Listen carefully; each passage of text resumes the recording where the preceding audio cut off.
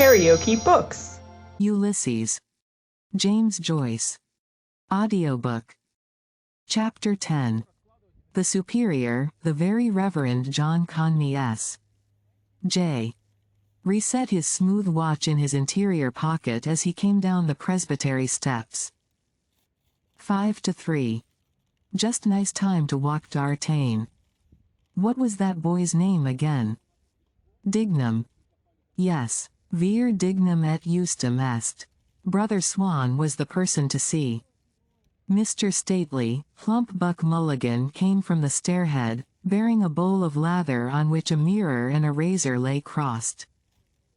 A yellow dressing gown, ungirdled, was sustained gently behind him on the mild morning air. He held the bowl aloft and intoned Cunningham's letter.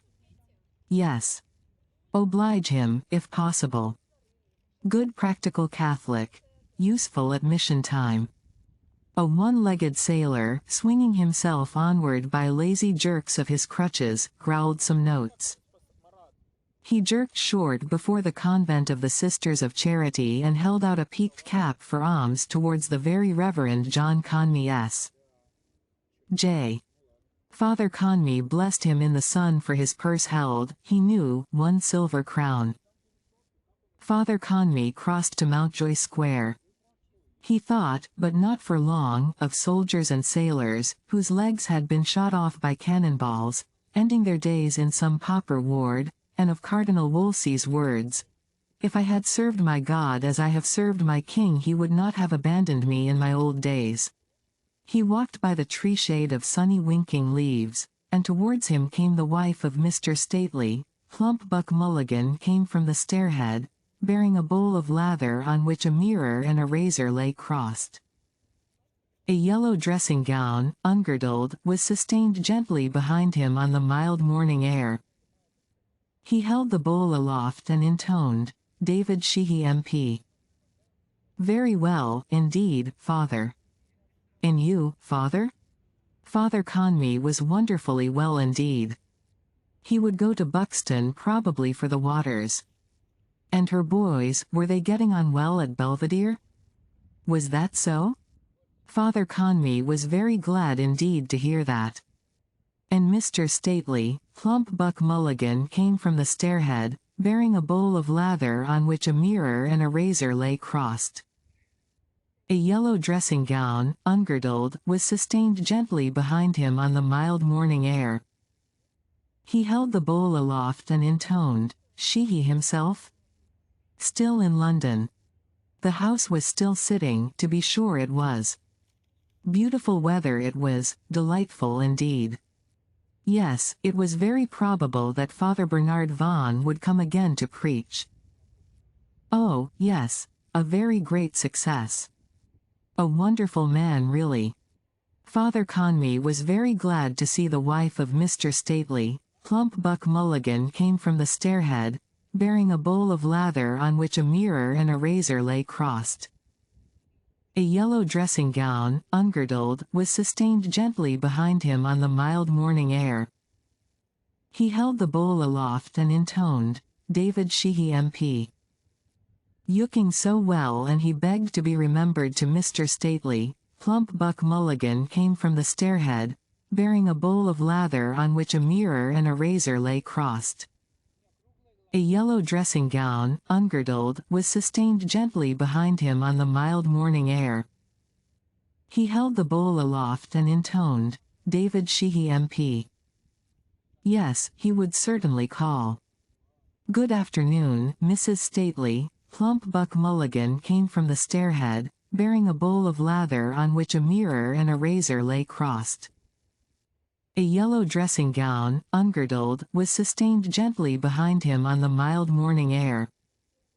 He held the bowl aloft and intoned, Sheehy. Father Conmee doffed his silk hat and smiled, as he took leave, at the jet beads of her mantilla ink shining in the sun. And smiled yet again, in going. He had cleaned his teeth, he knew, with arecanut paste. Father Conmee walked and, walking, smiled, for he thought on Father Bernard Vaughan's droll eyes and cockney voice. Pilot. Way don't you hold back that owlin' mob? A zealous man, however. Really he was. And really did great good in his way. Beyond a doubt. He loved Ireland, he said, and he loved the Irish. Of good family too, would one think it? Welsh, were they not? Oh, lest he forget. That letter to Father Provincial. Father Conmee stopped 3 little schoolboys at the corner of Mountjoy Square. Yes, they were from Belvedere. The little house. Aha. And were they good boys at school?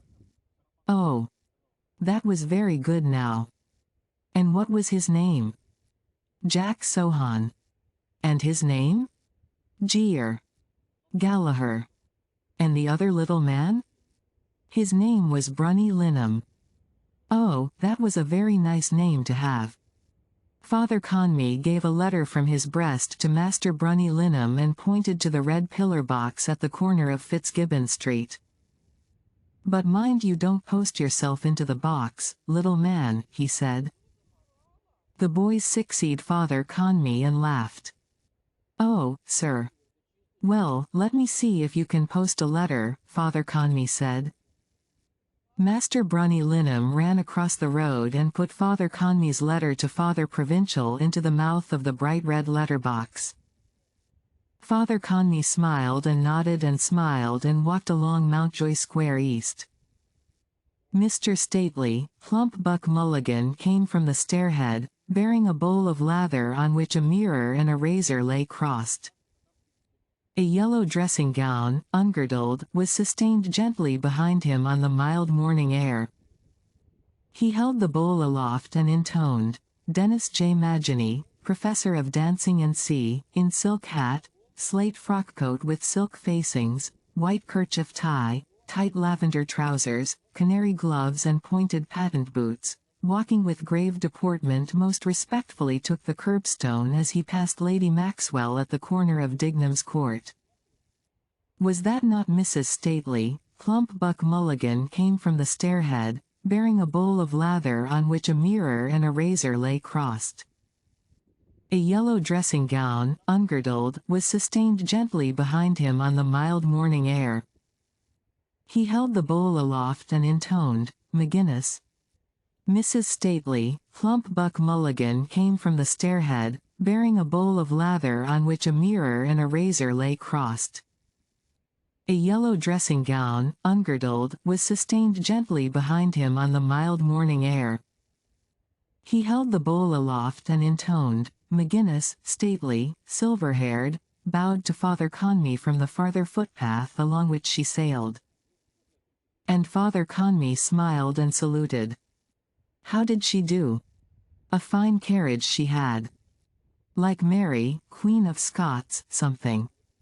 And to think that she was a pawnbroker. Well, now. Such a... What should he say? Such a queenly mien.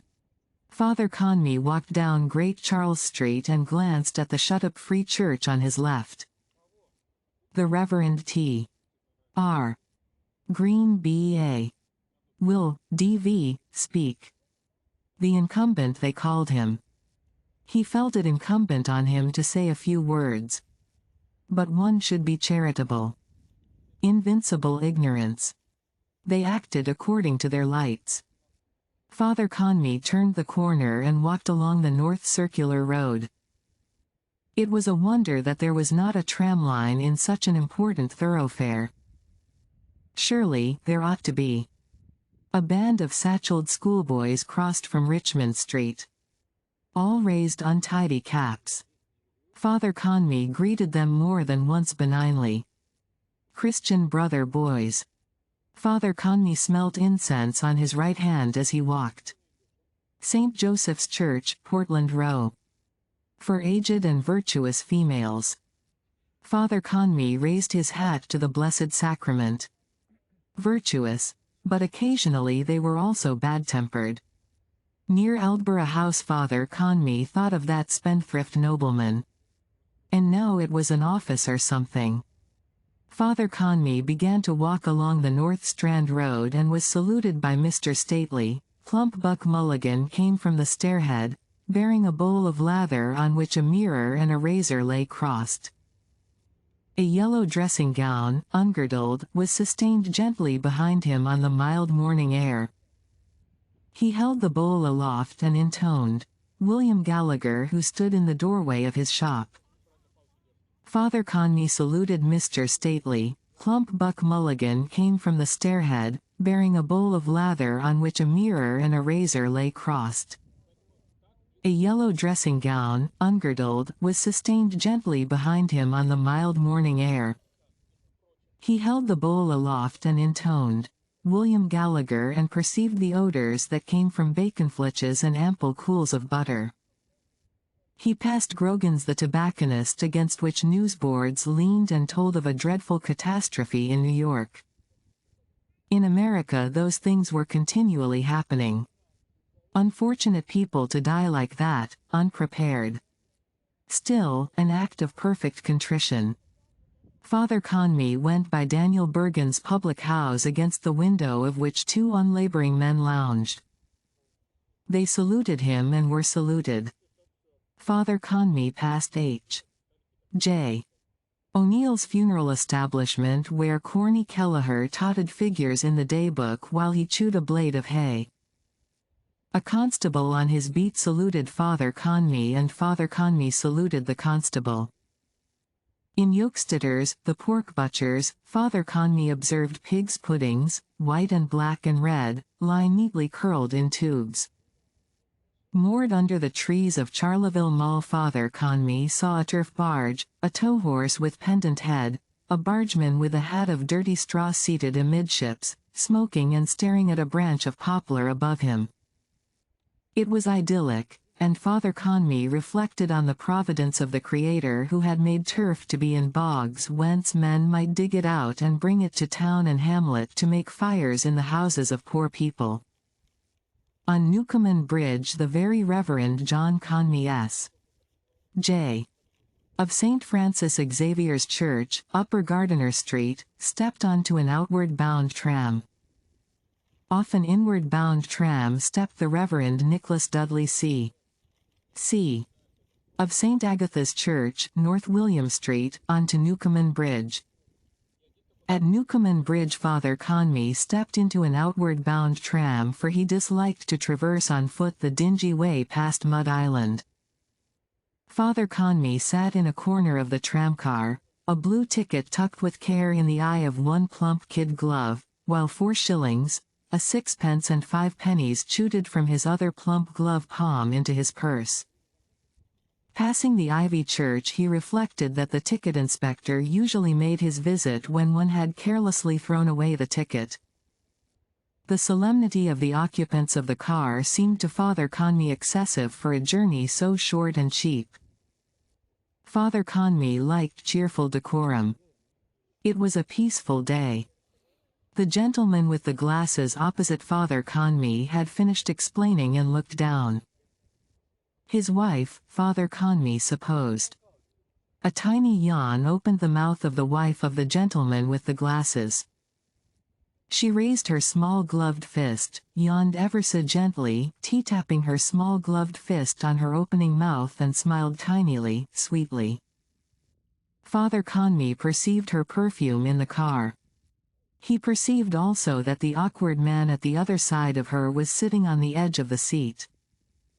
Father Conmee at the altar rails placed the host with difficulty in the mouth of the awkward old man who had the shaky head. At Annesley Bridge the tram halted, and, when it was about to go, an old woman rose suddenly from her place to alight. The conductor pulled the bell strap to stay the car for her. She passed out with her basket and a market net, and Father Conmee saw the conductor help her and net and basket down, and Father Conmee thought that, as she had nearly passed the end of the penny fare, she was one of those good souls who had always to be told twice, "Bless you, my child, that they have been absolved, pray for me." But they had so many worries in life, so many cares, poor creatures. From the hoardings Mr. Stately, Plump Buck Mulligan came from the stairhead, bearing a bowl of lather on which a mirror and a razor lay crossed. A yellow dressing gown, ungirdled, was sustained gently behind him on the mild morning air. He held the bowl aloft and intoned. Eugene Stratton grimaced with thick nigger lips at Father Conmee. Father Conmee thought of the souls of black and brown and yellow men and of his sermon on St. Peter Claver S.J. and the African mission and of the propagation of the faith and of the millions of black and brown and yellow souls that had not received the baptism of water when their last hour came like a thief in the night. That book by the Belgian Jesuit, Le Nombre de Ellis, seemed to Father Conmee a reasonable plea. Those were millions of human souls created by God in his own likeness to whom the faith had not, been brought. But they were God's souls, created by God. It seemed to Father Conmee a pity that they should all be lost, a waste, if one might say. At the Howth Road stop Father Conmee alighted, was saluted by the conductor and saluted in his turn. The Malahide Road was quiet. It pleased Father Conmee, road and name. The joy bells were ringing in gay Malahide. Lord Talbot de Malahide, immediate hereditary Lord Admiral of Malahide and the seas adjoining. Then came the call to arms and she was maid, wife and widow in one day. Those were old worldish days, loyal times in joyous townlands, old times in the barony.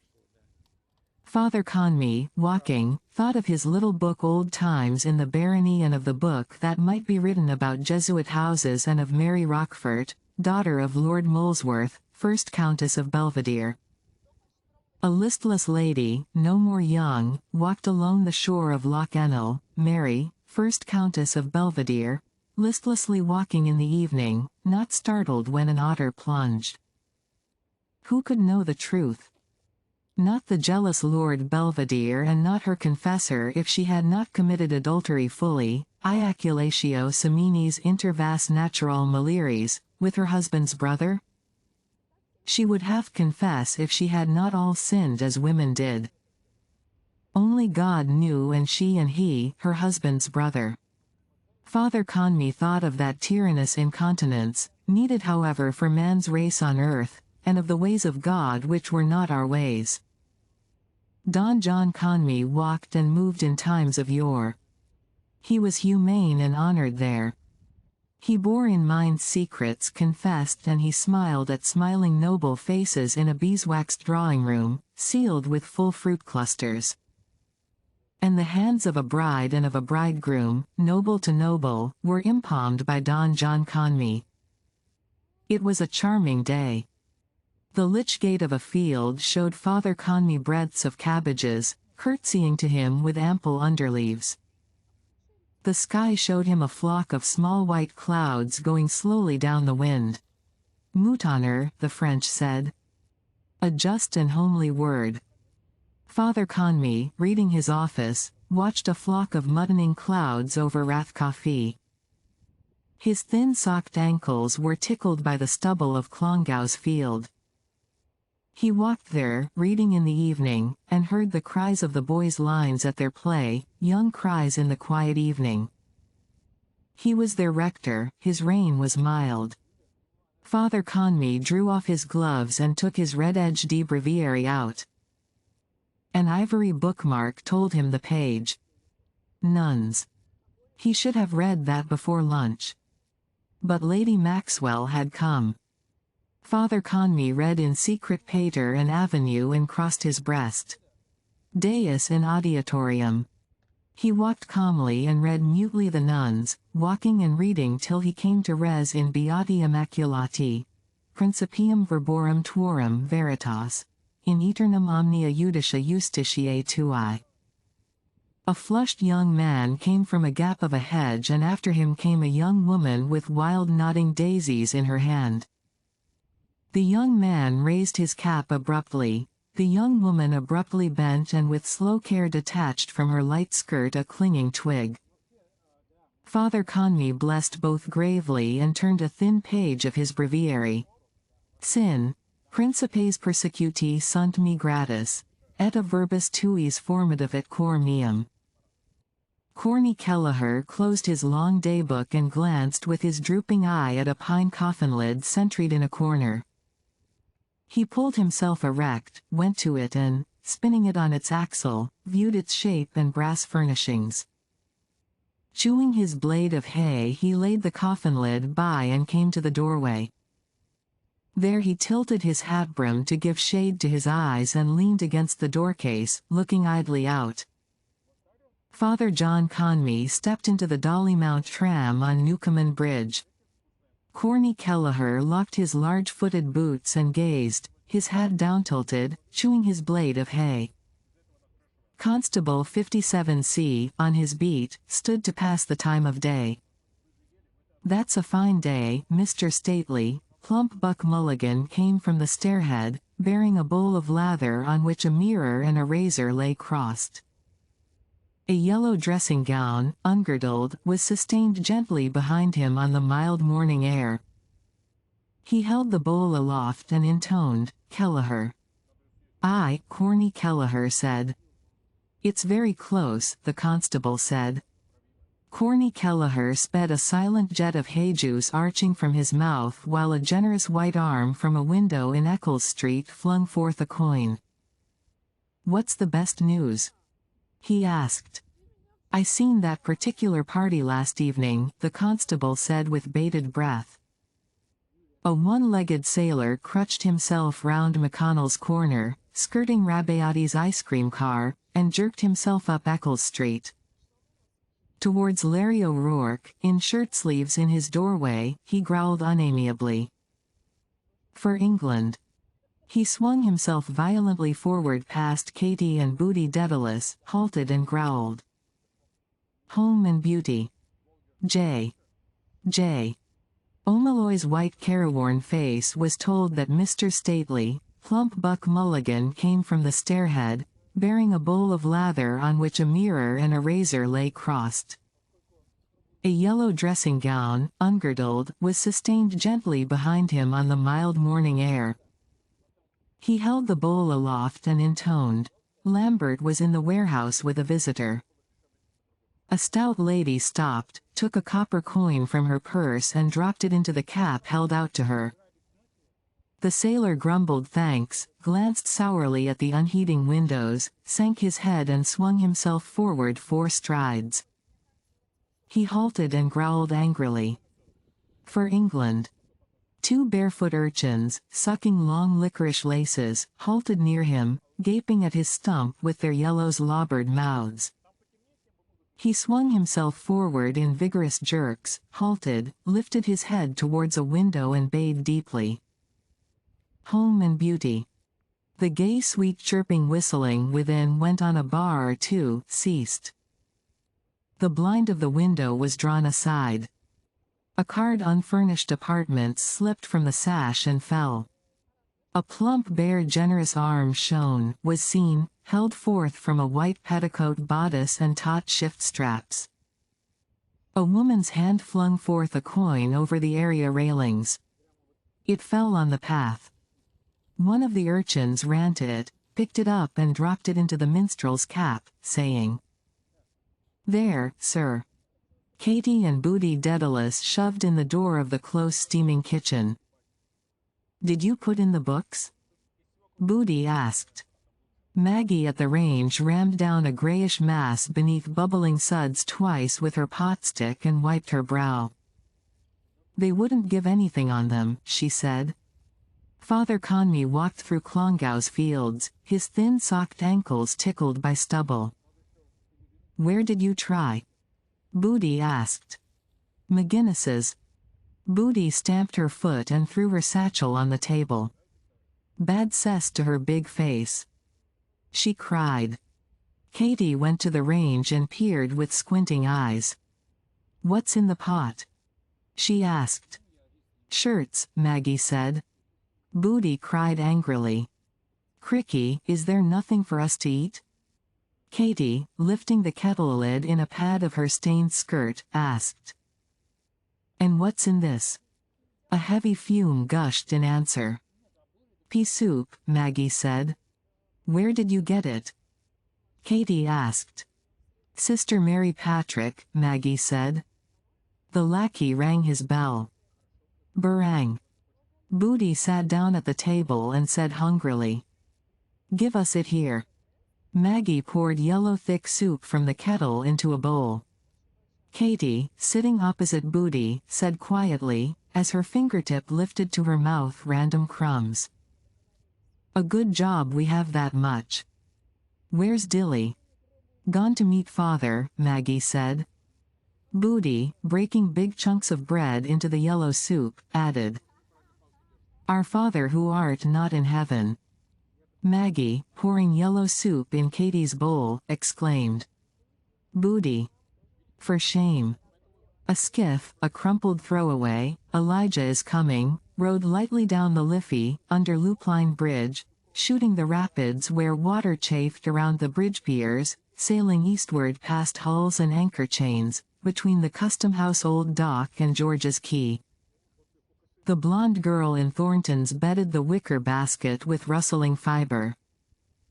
Blazes Boylan handed her the bottle swathed in pink tissue paper and a small jar. "Put these in first, will you?" he said. "Yes, sir," the blonde girl said. "And the fruit on top." "That'll do, Gameball," Blazes Boylan said. She bestowed fat pears neatly, head by tail, and among them ripe shamefaced peaches. Blazes Boylan walked here and there in new tan shoes about the fruit-smelling shop, lifting fruits, young juicy crinkled and plump red tomatoes, sniffing smells. H.E.L.Y.S. filed before him, tall white-hatted, past Tangier Lane, plodding towards their goal. He turned suddenly from a chip of strawberries, drew a gold watch from his fob and held it at its chain's length. "Can you send them by tram?" "Now?" A dark-backed figure under Merchant's Arch scanned books on the hawker's cart. "Certainly, sir." "Is it in the city?" "Oh, yes," Blazes Boylan said. 10 minutes. The blonde girl handed him a docket and pencil. "Will you write the address, sir?" Blazes Boylan at the counter wrote and pushed the docket to her. "Send it at once, will you?" he said. "It's for an invalid." "Yes, sir." "I will, sir." Blazes Boylan rattled merry money in his trousers pocket. "What's the damage?" he asked. The blonde girl's slim fingers reckoned the fruits. Blazes Boylan looked into the cut of her blouse. A young pullet. He took a red carnation from the tall stem glass. "This for me?" he asked gallantly. The blonde girl glanced sideways at him, got up regardless, with his tie a bit crooked, blushing. "Yes, sir," she said. Bending archly, she reckoned again fat pears and blushing peaches. Blazes Boylan looked in her blouse with more favor, the stalk of the red flower between his smiling teeth. "May I say a word to your telephone, missy?" he asked roguishly. "Ma," Almidano Artifoni said. He gazed over Stephen's shoulder at Goldsmith's knobby pole. 2 carfuls of tourists passed slowly, their women sitting 4, gripping the handrests. Pale faces. Men's arms frankly round their stunted forms. They looked from Trinity to the blind columned porch of the Bank of Ireland where pigeons roo-cuckooed. "Anch'io ho avuto di queste idee," Almidano Artifoni said, "quando ero giovane come lei. E poi mi sono convinto che il mondo è una bestia. E peccato. Perch la sua voce. Sarebbe un cespite di rendita, via. Invezza, lei si sacrifica." "Sacrificio incrunto," Stephen said smiling, swaying his ash plant in slow swing-swang from its midpoint, lightly. "Speriamo," the round mustachioed face said pleasantly. "Ma, dia retta a me. Si rifoletta." By the stern stone hand of Grattan, bidding halt, an Inchicore tram unloaded straggling Highland soldiers of a band. "See Rifletero," Stephen said, glancing down the solid trouser leg. "Ma, sul serio, eh?" Almidano Artifoni said. His heavy hand took Stephen's firmly. Human eyes. They gazed curiously an instant and turned quickly towards a Dalkey tram. "Eccolo," Almidano Artifoni said in friendly haste. "Venga a trovarmi e si pensi." "Addio, caro." "Arrivederla, maestro," Stephen said, raising his hat when his hand was freed. "E grazie." "Dice?" Almidano Artifoni said. "Scusi, eh?" "Tant bel cose." Almidano Artifoni, holding up a baton of rolled music as a signal, trotted on stout trousers after the Dalkey tram. In vain he trotted, signaling in vain among the rout of Bairnead gillies smuggling implements of music through Trinity gates. Miss Dunn hid the Capel Street Library copy of The Woman in White far back in her drawer and rolled a sheet of gaudy notepaper into her typewriter. Too much mystery business in it. Is he in love with that one, Marion? Change it and get another by Mary Cecil Hay. The disc shot down the groove, wobbled a while, ceased and ogled them. 6. Miss Dunn clicked on the keyboard. The 16th of June 1904. 5 tall white-hatted sandwichmen between Moneypenny's corner and the slab where Wolfe Tone's statue was not, eeled themselves turning H. E. L. Y. S and plodded back as they had come. Then she stared at the large poster of Marie Kendall, charming soubrette, and, listlessly lolling, scribbled on the jotter 16s and capital S's. Mustard hair and dauby cheeks. She's not nice looking, is she? The way she's holding up her bit of a skirt. Wonder will that fellow be at the band tonight? If I could get that dressmaker to make a concertina skirt like Susie Nagel's. They kick out grand. Shannon and all the boat club swells never took his eyes off her. Hope to goodness he won't keep me here till 7. The telephone rang rudely by her ear. Hello. Yes, sir. No, sir. Yes, sir. I'll ring them up after 5. Only those 2, sir, for Belfast and Liverpool. All right, sir. Then I can go after 6 if you're not back. A quarter after. Yes, sir. 27 and 6. I'll tell him. Yes. 1, 7, 6. She scribbled 3 figures on an envelope. Mr. Stately, plump Buck Mulligan came from the stairhead, bearing a bowl of lather on which a mirror and a razor lay crossed. A yellow dressing gown, ungirdled, was sustained gently behind him on the mild morning air. He held the bowl aloft and intoned, "Boylan." "Hello. That gentleman from Sport was in looking for you." Mr. Stately, plump Buck Mulligan came from the stairhead, bearing a bowl of lather on which a mirror and a razor lay crossed. A yellow dressing gown, ungirdled, was sustained gently behind him on the mild morning air. He held the bowl aloft and intoned, "Lenihan, yes. He said he'll be in the Ormond at 4. No, sir. Yes, sir. I'll ring them up after 5. 2 pink faces turned in the flare of the tiny torch. "Who's that?" Ned Lambert asked. "Is that Crotty?" "Ringabella and Crosshaven," a voice replied, groping for foothold. "Hello, Jack, is that yourself?" Ned Lambert said, raising in salute his pliant lath among the flickering arches. "Come on. Mind your steps there." The Vesta in the clergyman's uplifted hand consumed itself in a long soft flame and was let fall. At their feet its red speck died, and mouldy air closed round them. "How interesting," a refined accent said in the gloom. Yes, sir, Ned Lambert said heartily. We are standing in the historic council chamber of St. Mary's Abbey where Silken Thomas proclaimed himself a rebel in 1534. This is the most historic spot in all Dublin. O'Madden Burke is going to write something about it one of these days. The old Bank of Ireland was over the way till the time of the Union, and the original Jews' temple was here too before they built their synagogue over in Adelaide Road. You were never here before, Jack, were you? No, Ned. He rode down through Dame Walk, the refined accent said, if my memory serves me. The mansion of the Kildares was in Thomas Court. That's right, Ned Lambert said.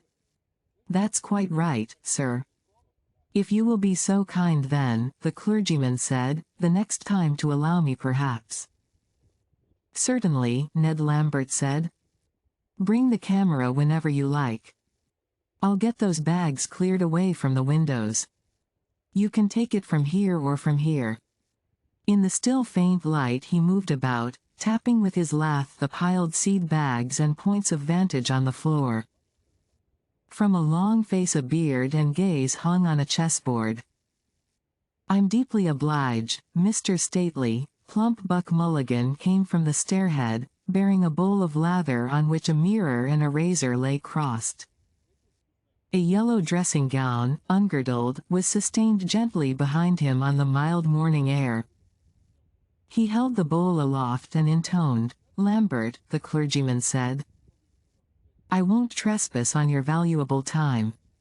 You're welcome, sir, Ned Lambert said. Drop in whenever you like. Next week, say. Can you see? Yes, yes. Good afternoon, Mr. Stately. Plump Buck Mulligan came from the stairhead, bearing a bowl of lather on which a mirror and a razor lay crossed. A yellow dressing gown, ungirdled, was sustained gently behind him on the mild morning air. He held the bowl aloft and intoned, Lambert. Very pleased to have met you. Pleasure is mine, sir, Ned Lambert answered. He followed his guest to the outlet and then whirled his lath away among the pillars. With J. O'Malloy he came forth slowly into Mary's Abbey where draymen were loading floats with sacks of carob and palmnut meal, O'Connor, Wexford. He stood to read the card in his hand. The Reverend Hugh C. Love, Rathcoffey. Present address, St. Michael's, Sallins. Nice young chap he is. He's writing a book about the Fitzgeralds, he told me. He's well up in history, faith. The young woman with slow care detached from her light skirt a clinging twig. I thought you were at a new gunpowder plot, J. O'Malloy said. Ned Lambert cracked his fingers in the air. God! He cried. I forgot to tell him that one about the Earl of Kildare after he set fire to Cashel Cathedral. You know that one? I'm bloody sorry I did it, says he, but I declare to God I thought the Archbishop was inside. He mightn't like it, though. What? God, I'll tell him anyhow. That was the great Earl, the Fitzgerald Moore. Hot members they were all of them, the Geraldines. The horses he passed started nervously under their slack harness. He slapped a piebald haunch quivering near him and cried. Woa, sonny. He turned to J. O'Malloy and asked. Well, Jack. What is it? What's the trouble? Wait a while. Hold hard. With gaping mouth and head far back he stood still and, after an instant, sneezed loudly. Chow. He said. Blast you. The dust from those sacks, J. O'Malloy said politely. No, Ned Lambert gasped, I caught a cold night before. Blast your soul. Night before last. And there was a hell of a lot of draft. He held his handkerchief ready for the coming. I was. Glasnevin this morning. Poor little. What do you call him? Chow. Mother of Moses. Tom Rochford took the top disc from the pile he clasped against his claret waistcoat. See? He said. Say it's turn 6. In here, see. Turn now on. He slid it into the left slot for them. It shot down the groove, wobbled a while, ceased, ogling them. 6. Lawyers of the past, haughty, pleading, beheld pass from the Consolidated Taxing Office to Nisi Prius Court Richie Golding carrying the cost bag of Golding, Collis and Ward, and heard rustling from the Admiralty Division of King's Bench to the Court of Appeal an elderly female with false teeth smiling incredulously and a black silk skirt of great amplitude. See? He said.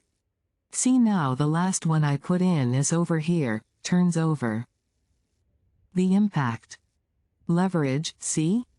He showed them the rising column of discs on the right. Smart idea, Nosy Flynn said, snuffling. So a fellow coming in late can see what turn is on and what turns are over. See? Tom Rochford said.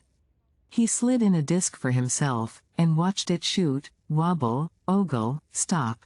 4. Turn now on. I'll see him now in the Ormond, Lenihan said, and sound him. One good turn deserves another. Do, Tom Rochford said. Tell him I'm boilin' with impatience.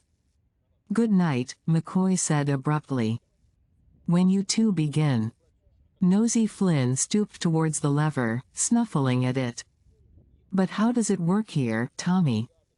He asked. Tooraloo, Lenihan said. See you later.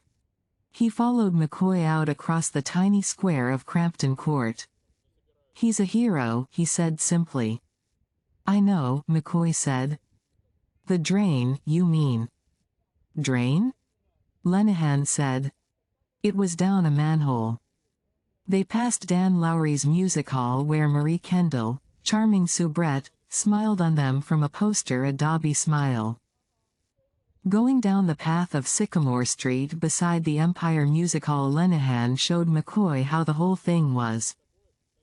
One of those manholes like a bloody gas pipe, and there was the poor devil stuck down in it, half choked with sewer gas. Down went Tom Rochford anyhow, bookie's vest and all, with the rope round him. And be damned, but he got the rope round the poor devil and the two were hauled up. The act of a hero, he said. At the Dolphin they halted to allow the ambulance car to gallop past them for Jervis Street. This way, he said, walking to the right. I want to pop into Linham's to see Scepter's starting price. What's the time by your gold watch and chain? McCoy peered into Marcus Tertius Moses's somber office, then at O'Neill's clock. After 3, he said. Who's riding her? Oh. Madden, Lenihan said. And a game filly she is. While he waited in Temple Bar, McCoy dodged a banana peel with gentle pushes of his toe from the path to the gutter. Fellow might damn easy get a nasty fall there coming along tight in the dark.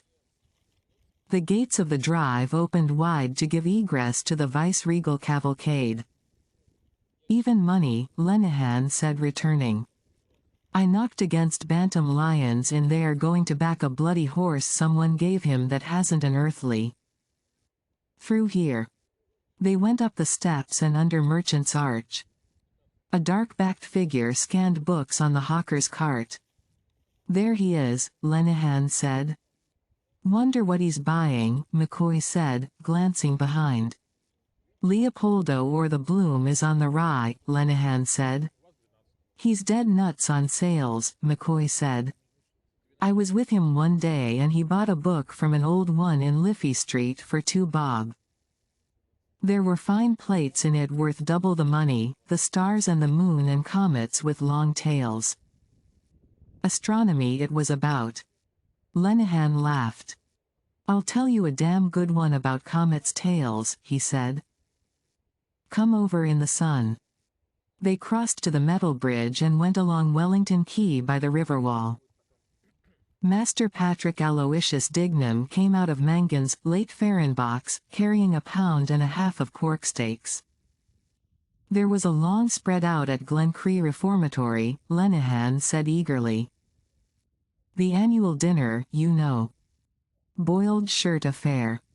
The Lord Mayor was there, Val Dillon it was, and Sir Charles Cameron and Dan Dawson spoke and there was music. Bartell D'Arcy sang and Benjamin Dollard. I know, McCoy broke in. My missus sang there once. Did she? Lenihan said. A card Unfurnished Apartments reappeared on the windows ash of number 7 Eccles Street. He checked his tail a moment but broke out in a wheezy laugh. But wait till I tell you, he said.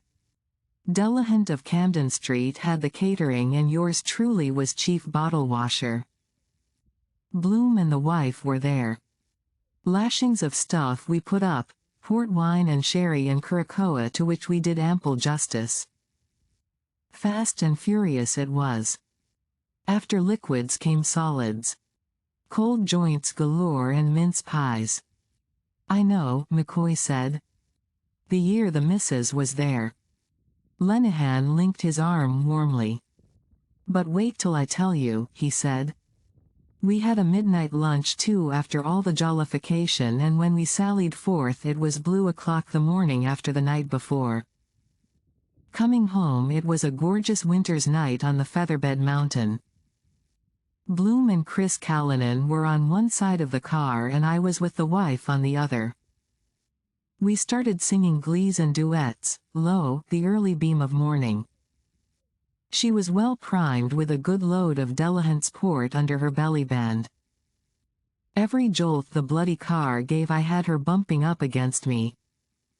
Hell's delights. She has a fine pair, God bless her. Like that. He held his caved hands a cubit from him, frowning. I was tucking the rug under her and settling her boa all the time. Know what I mean? His hands molded ample curves of air. He shut his eyes tight in delight, his body shrinking, and blew a sweet chirp from his lips. The lad stood to attention anyhow, he said with a sigh. She's a gamey mare and no mistake. Bloom was pointing out all the stars and the comets in the heavens to Chris Callanan and the Jarvey, the Great Bear and Hercules and the Dragon, and the whole jingbang lot. But, by God, I was lost, so to speak, in the Milky Way. He knows them all, faith. At last she spotted a weeny weeshy 1 mile away. And what star is that, Holdy, says she. By God, she had Bloom cornered. That one, is it? Says Chris Callanan, sure that's only what you might call a pinprick. By God, he wasn't far wide of the mark. Lenihan stopped and leaned on the river wall, panting with soft laughter. I'm weak, he gasped. McCoy's white face smiled about it at instants and grew grave. Lenihan walked on again. He lifted his yachting cap and scratched his hindhead rapidly. He glanced sideways in the sunlight at McCoy. He's a cultured all-around-man, Bloom is, he said seriously. He's not one of your common or garden. You know. There's a touch of the artist about old Bloom. Mr. Stately, plump Buck Mulligan came from the stairhead, bearing a bowl of lather on which a mirror and a razor lay crossed. A yellow dressing gown, ungirdled, was sustained gently behind him on the mild morning air. He held the bowl aloft and intoned. Bloom turned over idly pages of the awful disclosures of Maria Monk, then of Aristotle's masterpiece. Crooked botched print. Plates. Infants cuddled in a ball in blood-red wombs like livers of slaughtered cows. Lots of them like that at this moment all over the world. All butting with their skulls to get out of it. Child born every minute somewhere. Mrs. Stately, plump Buck Mulligan came from the stairhead, bearing a bowl of lather on which a mirror and a razor lay crossed. A yellow dressing gown, ungirdled, was sustained gently behind him on the mild morning air. He held the bowl aloft and intoned, Purefoy. He laid both books aside and glanced at the third, Tales of the Ghetto by Leopold von Sacher-Masoch. That I had, he said, pushing it by. The shopman let 2 volumes fall on the counter. Them are 2 good ones, he said. Onions of his breath came across the counter out of his ruined mouth. He bent to make a bundle of the other books, hugged them against his unbuttoned waistcoat and bore them off behind the dingy curtain. On O'Connell Bridge many persons observed the grave deportment and gay apparel of Mr. Stately. Plump Buck Mulligan came from the stairhead, bearing a bowl of lather on which a mirror and a razor lay crossed. A yellow dressing-gown, ungirdled, was sustained gently behind him on the mild morning air. He held the bowl aloft and intoned, Dennis J. Magini, Professor of Dancing and C. Mr. Stately, Plump Buck Mulligan came from the stairhead, bearing a bowl of lather on which a mirror and a razor lay crossed. A yellow dressing-gown, ungirdled, was sustained gently behind him on the mild morning air. He held the bowl aloft and intoned, Bloom, alone, looked at the titles. Fair Tyrants by James Lovebirch. Know the kind that is. Had it?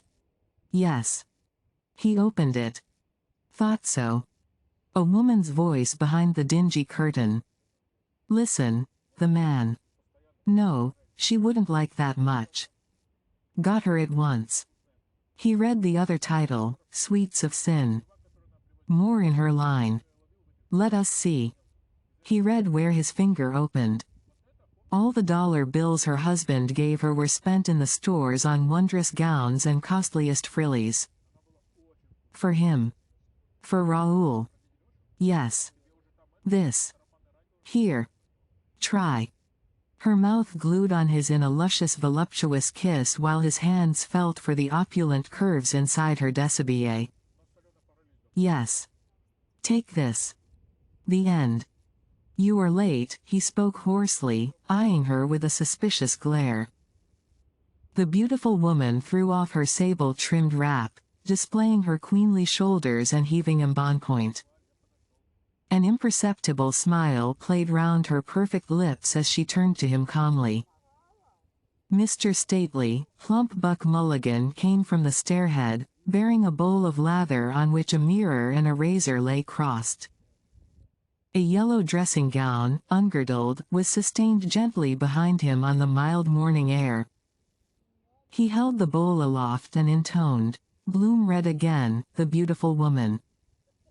Warmth showered gently over him, cowing his flesh. Flesh yielded amply amid rumpled clothes, whites of eyes swooning up. His nostrils arched themselves for prey. Melting breast ointments, for him. For Raoul. Armpits oniony sweat. Fish gluey slime, her heaving embonpoint. Feel. Press. Crished. Sulphur dung of lions. Young. Young. An elderly female, no more young, left the building of the Courts of Chancery, King's Bench, Exchequer and Common Pleas, having heard in the Lord Chancellor's Court the case in lunacy of Potterton, in the Admiralty Division the summons, ex parte motion, of the owners of the Lady Cairns versus the owners of the bark Mona, in the Court of Appeal reservation of judgment in the case of Harvey versus the Ocean Accident and Guarantee Corporation. Phlegmy coughs shook the air of the bookshop, bulging out the dingy curtains. The shopman's uncombed gray head came out and his unshaven reddened face, coughing. He raked his throat rudely, puked phlegm on the floor. He put his boot on what he had spat, wiping his sole along it, and bent, showing a raw-skinned crown, scantily haired. Mr. Stately, Plump Buck Mulligan came from the stairhead, bearing a bowl of lather on which a mirror and a razor lay crossed. A yellow dressing-gown, ungirdled, was sustained gently behind him on the mild morning air. He held the bowl aloft and intoned, Bloom beheld it. Mastering his troubled breath, he said, I'll take this one. The shopman lifted eyes bleared with old rheum. Sweets of sin, he said, tapping on it. That's a good one. The lackey by the door of Dylan's auction rooms shook his handbell twice again and viewed himself in the chalked mirror of the cabinet. Dilly Daedalus, loitering by the curbstone, heard the beats of the bell, the cries of the auctioneer within. 4 and 9. Those lovely curtains. 5 shillings. Cozy curtains. Selling new at 2 guineas. Any advance on 5 shillings? Going for 5 shillings. The lackey lifted his handbell and shook it. Barang. Bang of the last lap bell spurred the half-mile wheelmen to their sprint. J. A. Jackson, W. E. Wiley, A. Monroe and H. T. Gahan, their stretched necks wagging, negotiated the curve by the college library. Mr. Stately, plump Buck Mulligan came from the stairhead, bearing a bowl of lather on which a mirror and a razor lay crossed. A yellow dressing gown, ungirdled, was sustained gently behind him on the mild morning air. He held the bowl aloft and intoned. Daedalus, tugging a long mustache, came round from Williams's row. He halted near his daughter. "It's time for you," she said. "Stand up straight for the love of the Lord Jesus." Mr. Stately, plump Buck Mulligan came from the stairhead, bearing a bowl of lather on which a mirror and a razor lay crossed. A yellow dressing gown, ungirdled, was sustained gently behind him on the mild morning air. He held the bowl aloft and intoned. Daedalus said, "Are you trying to imitate your Uncle John, the cornet player, head upon shoulder?" Melancholy God. Dilly shrugged her shoulders. Mr. Stately, plump Buck Mulligan came from the stairhead, bearing a bowl of lather on which a mirror and a razor lay crossed. A yellow dressing gown, ungirdled, was sustained gently behind him on the mild morning air. He held the bowl aloft and intoned. Daedalus placed his hands on them and held them back. "Stand up straight, girl," he said. "You'll get curvature of the spine. Do you know what you look like?" He let his head sink suddenly down and forward, hunching his shoulders and dropping his underjaw. "Give it up, father," Dilly said. "All the people are looking at you." Mr. Stately, plump Buck Mulligan came from the stairhead, bearing a bowl of lather on which a mirror and a razor lay crossed. A yellow dressing gown, ungirdled, was sustained gently behind him on the mild morning air. He held the bowl aloft and intoned. Daedalus drew himself upright and tugged again at his mustache. "Did you get any money?" Dilly asked. "Where would I get money?" Mr. Stately, plump Buck Mulligan came from the stairhead, bearing a bowl of lather on which a mirror and a razor lay crossed. A yellow dressing gown, ungirdled, was sustained gently behind him on the mild morning air. He held the bowl aloft and intoned. Daedalus said, "There is no one in Dublin would lend me 4pence. "You got some," Dilly said, looking in his eyes. "How do you know that?" Mr. Stately, plump Buck Mulligan came from the stairhead, bearing a bowl of lather on which a mirror and a razor lay crossed. A yellow dressing gown, ungirdled, was sustained gently behind him on the mild morning air. He held the bowl aloft and intoned. Daedalus asked, his tongue in his cheek. Mr. Stately, plump Buck Mulligan came from the stairhead, bearing a bowl of lather on which a mirror and a razor lay crossed. A yellow dressing gown, ungirdled, was sustained gently behind him on the mild morning air. He held the bowl aloft and intoned. Kernan, pleased with the order he had booked, walked boldly along James's Street. "I know you did," Dilly answered. "Were you in the Scotch house now?" "I was not, then." Mr. Stately, plump Buck Mulligan came from the stairhead, bearing a bowl of lather on which a mirror and a razor lay crossed. A yellow dressing gown, ungirdled, was sustained gently behind him on the mild morning air. He held the bowl aloft and intoned, Daedalus said, smiling. Was it the little nuns taught you to be so saucy? Here. He handed her a shilling. See if you can do anything with that, he said. I suppose you got 5, Dilly said. Give me more than that. Wait a while, Mr. Stately. Plump Buck Mulligan came from the stairhead, bearing a bowl of lather on which a mirror and a razor lay crossed. A yellow dressing gown, ungirdled, was sustained gently behind him on the mild morning air. He held the bowl aloft and intoned, Daedalus said threateningly. You're like the rest of them, are you? An insolent pack of little bitches since your poor mother died. But wait a while. You'll all get a short shrift and a long day from me. Low blackguardism. I'm going to get rid of you. Wouldn't care if I was stretched out stiff. He's dead. The man upstairs is dead. He left her and walked on. Dilly followed quickly and pulled his coat. Well, what is it? He said, stopping. The lackey rang his bell behind their backs. Barang. Curse your bloody blatant soul, Mr. Stately. Plump Buck Mulligan came from the stairhead, bearing a bowl of lather on which a mirror and a razor lay crossed. A yellow dressing gown, ungirdled, was sustained gently behind him on the mild morning air. He held the bowl aloft and intoned, Daedalus cried, turning on him. The lackey, aware of comment, shook the lolling clapper of his bell but feebly. Bang! Mr. Stately, Plump Buck Mulligan came from the stairhead, bearing a bowl of lather on which a mirror and a razor lay crossed. A yellow dressing gown, ungirdled, was sustained gently behind him on the mild morning air. He held the bowl aloft and intoned, Daedalus stared at him. Watch him, he said. It's instructive. I wonder will he allow us to talk. You got more than that, father, Dilly said. I'm going to show you a little trick, Mr. Stately. Plump Buck Mulligan came from the stairhead, bearing a bowl of lather on which a mirror and a razor lay crossed.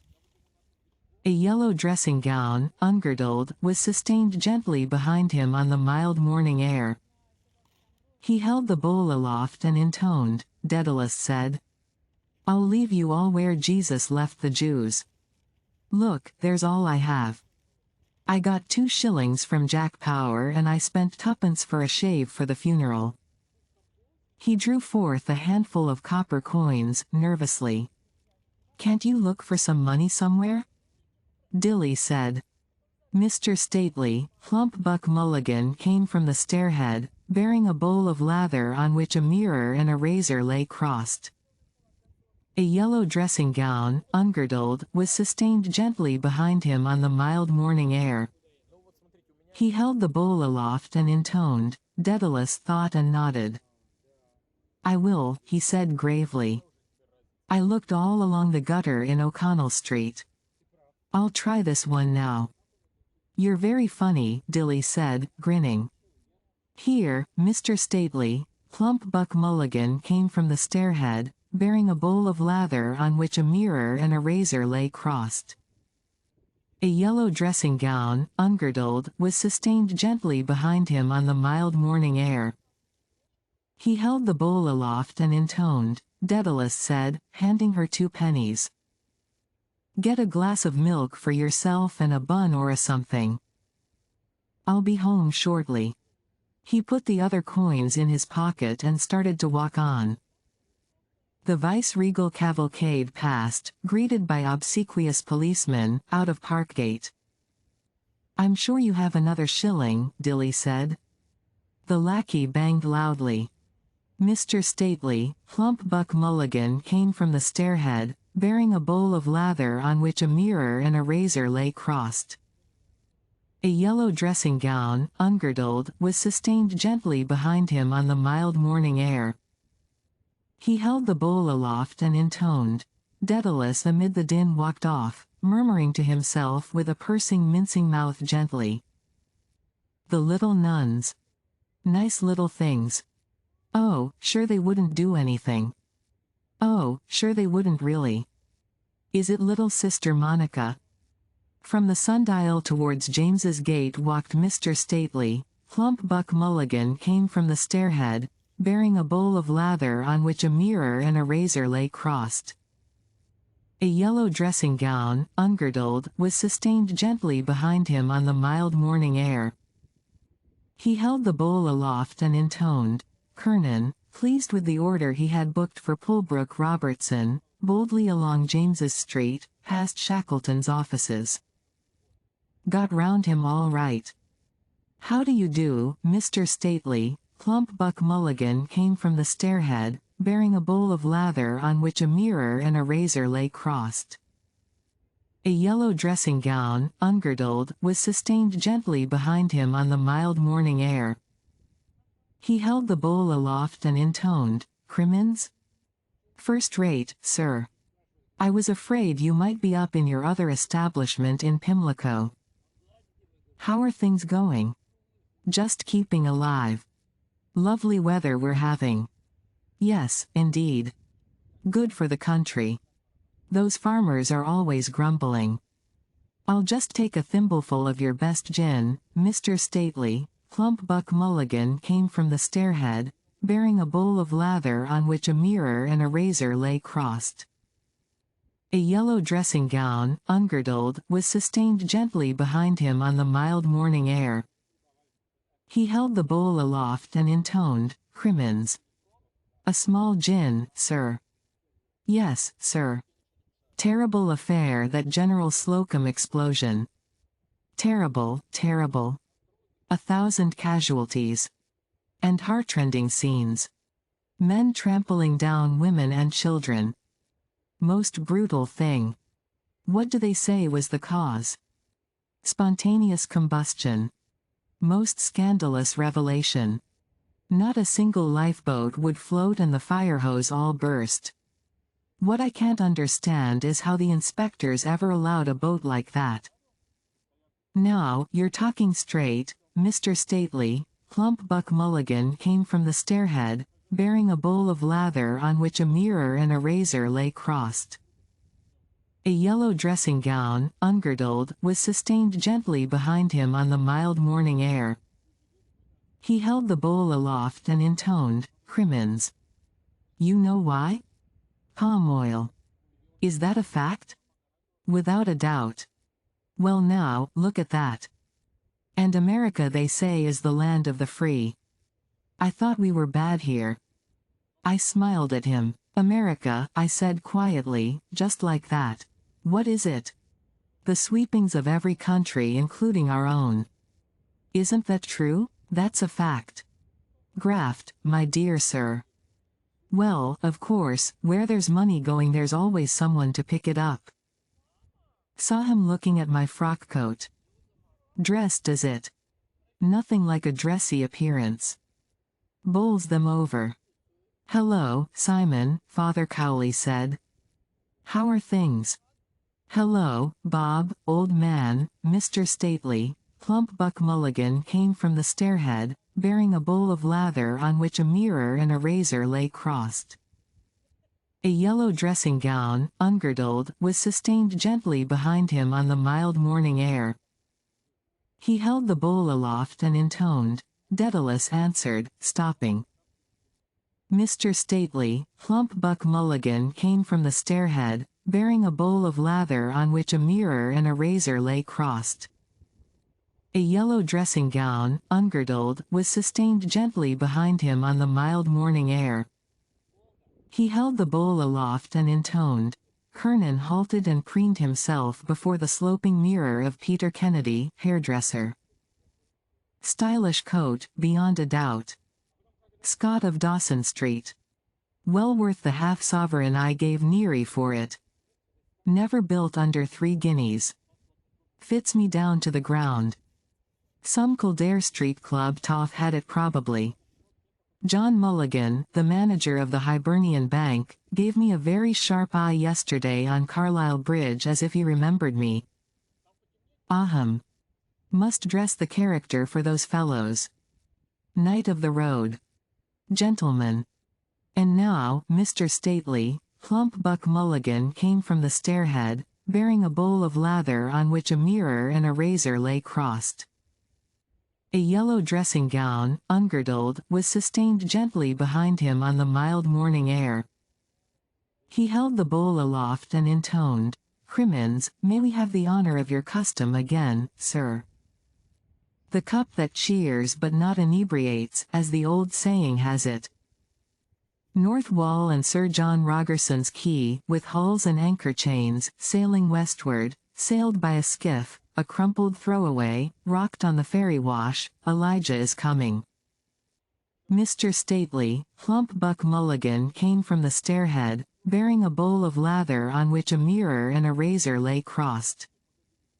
A yellow dressing gown, ungirdled, was sustained gently behind him on the mild morning air.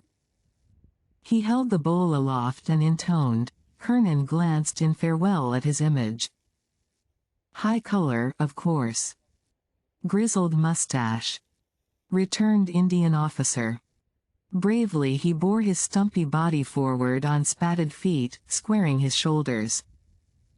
"Is that Ned Lambert's brother over the way, Sam?" "What?" "Yes. He's as like it as damn it." "No. The windscreen of that motorcar in the sun there. Just a flash like that. Damn like him." Ahem. Hot spirit of juniper juice warmed his vitals and his breath. Good drop of gin, that was. His frocktails winked in bright sunshine to his fat strut. Down there Emmett was hanged, drawn and quartered.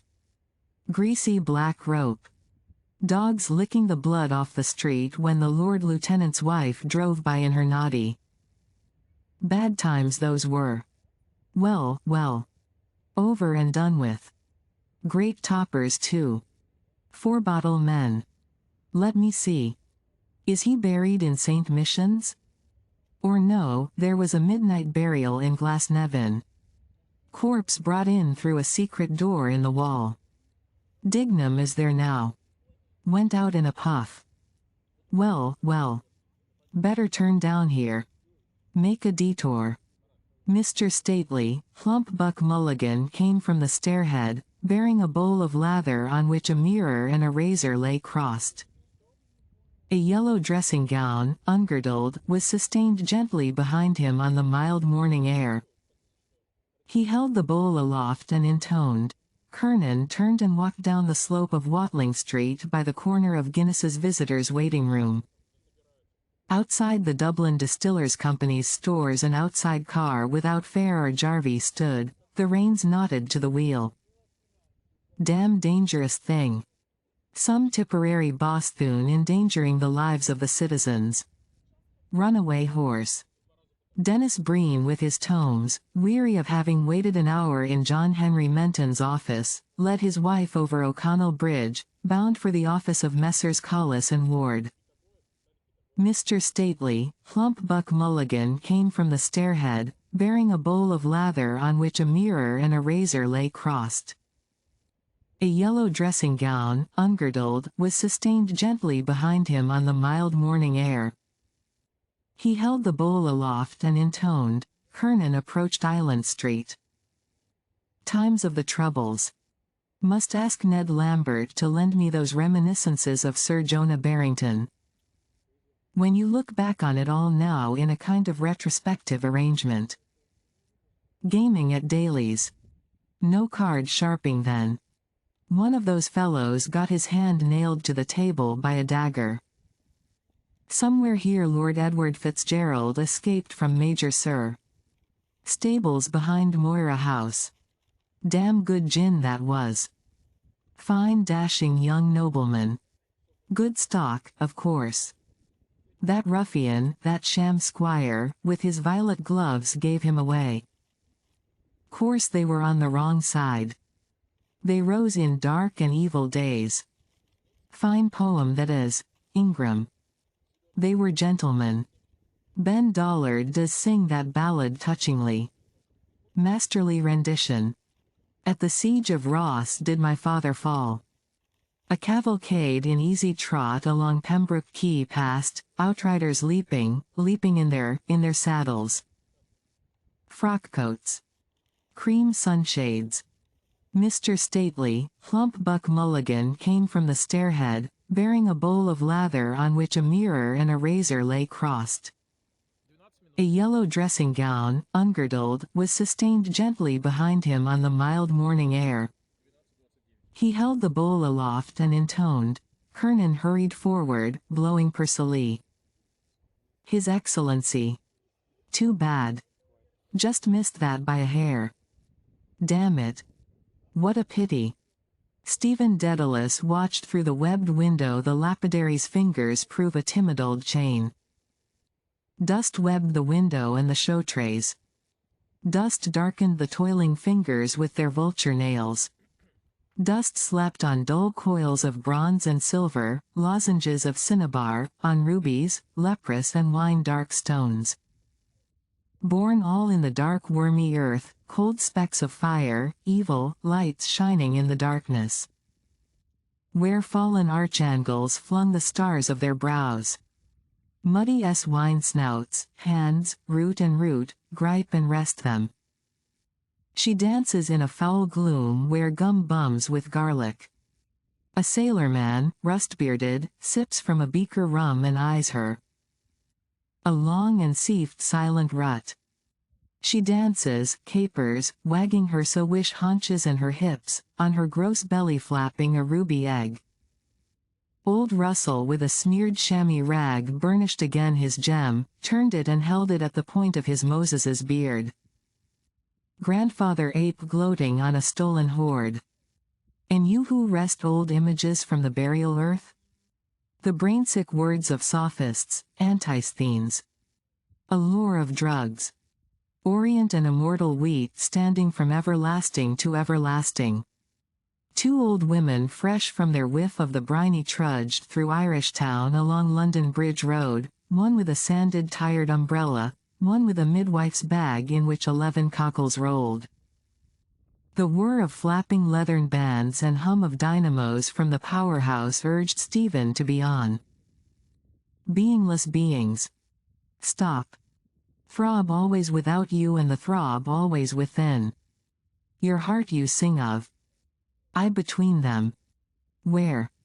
Between two roaring worlds where they swirl, I shatter them, one and both. But stun myself too in the blow. Shatter me you who can.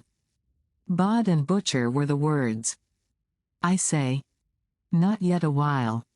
A look around. Yes, quite true. Very large and wonderful and keeps famous time. You say right, sir. A Monday morning, 'twas so, indeed. Stephen went down Bedford Row, the handle of the ash clacking against his shoulder blade. In Clohissey's window a faded 1860 print of Heenan boxing Sayers held his eye. Staring backers with square hats stood round the roped prizering. The heavyweights in tight loincloths proposed gently each to other his bulbous fists. And they are throbbing, heroes' hearts. He turned and halted by the slanted book cart. "Tuppence each," the huckster said. "4 for 6pence. Tattered pages. The Irish Beekeeper. Life and Miracles of the Curé of Ars. Pocket Guide to Killarney. I might find here one of my pond school prizes. Stefano Dedalo, Alumno Optimo, Palmum Ferenti." Father Conmee, having read his Little Hours, walked through the hamlet of Donnycarney, murmuring vespers. Binding too good probably. What is this? 8th and 9th Book of Moses. Secret of all secrets. Seal of King David. Thumbed pages. Read and read. Who has passed here before me? How to soften chapped hands. Recipe for white wine vinegar. How to win a woman's love. For me this. Say the following talisman 3 times with hands folded. Say el hilo nebracada femininum. Amor mi solo. Sanctus. Amen. Who wrote this? Charms and invocations of the most blessed Abbot Peter Solanka to all true believers divulged. As good as any other abbot's charms, as mumbling Joachim's. Down, baldinodal, or wheel wool your wool. What are you doing here, Stephen? Dilly's high shoulders and shabby dress. Shut the book quick. Don't let see. What are you doing? Stephen said. A Stuart face of Nonsuch Charles, lank locks falling at its sides. It glowed as she crouched feeding the fire with broken boots. I told her of Paris. Late lie abed under a quilt of old overcoats, fingering a pinchbeck bracelet, Dan Kelly's token. Nebracada femininum. What have you there? Stephen asked. I bought it from the other cart for a penny, Dilly said, laughing nervously. Is it any good? My eyes they say she has. Do others see me so? Quick, far and daring. Shadow of my mind. He took the coverless book from her hand. Chardonnel's French primer. What did you buy that for? He asked. To learn French? She nodded, reddening and closing tight her lips. Show no surprise. Quite natural. Here, Stephen said. It's all right. Mind Maggie doesn't pawn it on you. I suppose all my books are gone. Some, Dilly said. We had to. She is drowning. Eigenbite. Save her. Eigenbite. All against us. She will drown me with her eyes and hair. Lank coils of seaweed hair around me, my heart, my soul. Salt green death. We. Eigenbite of Inwit. Inwit's Eigenbite. Misery. Misery. Hello, Simon, Father Cowley said. How are things? Hello, Bob, old man, Mr. Stately. Plump Buck Mulligan came from the stairhead, bearing a bowl of lather on which a mirror and a razor lay crossed. A yellow dressing gown, ungirdled, was sustained gently behind him on the mild morning air. He held the bowl aloft and intoned. Daedalus answered, stopping. They clasped hands loudly outside Reddy and daughters. Father Cowley brushed his mustache off and downward with a scooping hand. What's the best news? Mr. Stately, Plump Buck Mulligan came from the stairhead, bearing a bowl of lather on which a mirror and a razor lay crossed. A yellow dressing gown, ungirdled, was sustained gently behind him on the mild morning air. He held the bowl aloft and intoned. Daedalus said. Why then not much, Father Cowley said. I'm barricaded up, Simon, with 2 men prowling around the house trying to effect an entrance. Jolly, Mr. Stately, Plump Buck Mulligan came from the stairhead, bearing a bowl of lather on which a mirror and a razor lay crossed. A yellow dressing gown, ungirdled, was sustained gently behind him on the mild morning air. He held the bowl aloft and intoned. Daedalus said. Who is it? Oh, Father Cowley said. A certain gombeen man of our acquaintance. With a broken back, is it? Mr. Stately, Plump Buck Mulligan came from the stairhead, bearing a bowl of lather on which a mirror and a razor lay crossed. A yellow dressing gown, ungirdled, was sustained gently behind him on the mild morning air. He held the bowl aloft and intoned. Daedalus asked. The same, Simon, Father Cowley answered. Reuben of that ilk. I'm just waiting for Ben Dollard. He's going to say a word to Long John to get him to take those 2 men off. All I want is a little time. He looked with vague hope up and down the quay, a big apple bulging in his neck.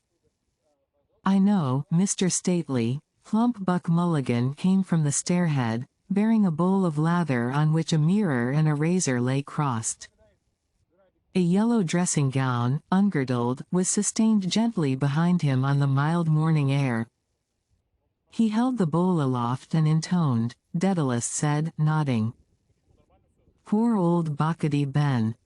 He's always doing a good turn for someone. Hold hard. He put on his glasses and gazed towards the metal bridge an instant. There he is, by God, he said, ass and pockets.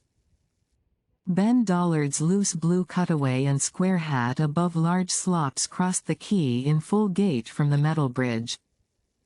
He came towards them at an amble, scratching actively behind his coat-tails. As he came near Mr. Stately, plump Buck Mulligan came from the stairhead, bearing a bowl of lather on which a mirror and a razor lay crossed. A yellow dressing gown, ungirdled, was sustained gently behind him on the mild morning air. He held the bowl aloft and intoned, Daedalus greeted. Hold that fellow with the bad trousers. Hold him now, Ben Dollard said. Mr. Stately, plump Buck Mulligan came from the stairhead, bearing a bowl of lather on which a mirror and a razor lay crossed. A yellow dressing gown, ungirdled, was sustained gently behind him on the mild morning air. He held the bowl aloft and intoned, Daedalus eyed with cold wandering scorn various points of Ben Dollard's figure. Then, turning to Father Cowley with a nod, he muttered sneeringly.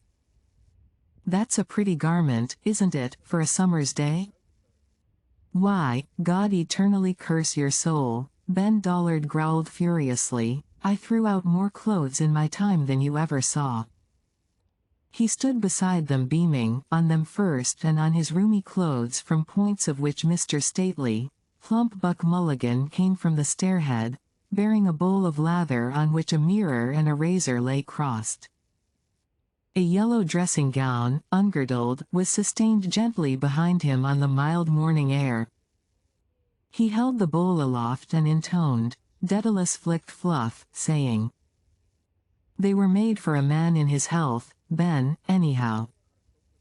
Bad luck to the Jewman that made them, Ben Dollard said. Thanks be to God he's not paid yet. And how is that basso profondo, Benjamin? Father Cowley asked. Cashel Boyle O'Connor Fitzmaurice Tisdall Farrell, murmuring, glassy-eyed, strode past the Kildare Street Club. Ben Dollard frowned and, making suddenly a chanter's mouth, gave forth a deep note. Ah, he said. That's the style, Mr. Stately. Plump Buck Mulligan came from the stairhead, bearing a bowl of lather on which a mirror and a razor lay crossed. A yellow dressing gown, ungirdled, was sustained gently behind him on the mild morning air. He held the bowl aloft and intoned, Daedalus said, nodding to its drone. What about that? Ben Dollard said. Not too dusty? What? He turned to both. That'll do, Father Cowley said, nodding also. The Reverend Hugh C. Love walked from the old chapter house of St. Mary's Abbey past James and Charles Kennedy's rectifiers, attended by Geraldine's tall and personable, towards the Thulsel beyond the ford of Hurdles. Ben Dollard with a heavy list towards the shop fronts led them forward, his joyful fingers in the air. Come along with me to the sub-sheriff's office, he said. I want to show you the new beauty Rock has for a bailiff. He's a cross between Lobengula and Lynchahound. He's well worth seeing, mind you. Come along. I saw John Henry Menton casually in the bodega just now and it will cost me a fall if I don't. Wait a while. We're on the right lay, Bob, believe you me. For a few days tell him, Father Cowley said anxiously. Ben Dollard halted and stared, his loud orifice open, a dangling button of his coat wagging bright-backed from its thread as he wiped away the heavy shrawms that clogged his eyes to hear aright. What few days? He boomed. Hasn't your landlord distrained for rent? He has, Father Cowley said. Then our friend's writ is not worth the paper it's printed on, Ben Dollard said. The landlord has the prior claim. I gave him all the particulars. 29 Windsor Avenue. Love is the name? That's right, Father Cowley said. The Reverend Mr. Stately, plump Buck Mulligan came from the stairhead, bearing a bowl of lather on which a mirror and a razor lay crossed. A yellow dressing gown, ungirdled, was sustained gently behind him on the mild morning air. He held the bowl aloft and intoned, "Love. He's a minister in the country somewhere." "But are you sure of that?" "You can tell Barabbas from me," Ben Dollard said, "that he can put that writ where Jacko put the nuts." He led Father Cowley boldly forward, linked to his bulk. Filberts I believe they were. Mr. Stately, plump Buck Mulligan came from the stairhead, bearing a bowl of lather on which a mirror and a razor lay crossed. A yellow dressing gown, ungirdled, was sustained gently behind him on the mild morning air.